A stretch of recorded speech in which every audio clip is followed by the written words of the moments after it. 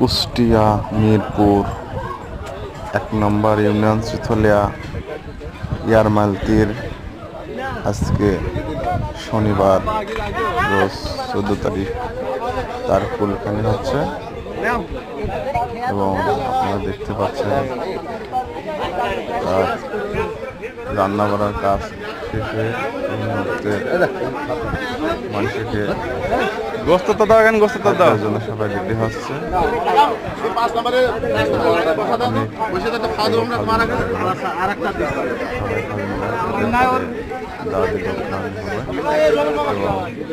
লোকের আয়োজন করা হয়েছে। তুমি কিছু তো নিলা খাজুনদার এটা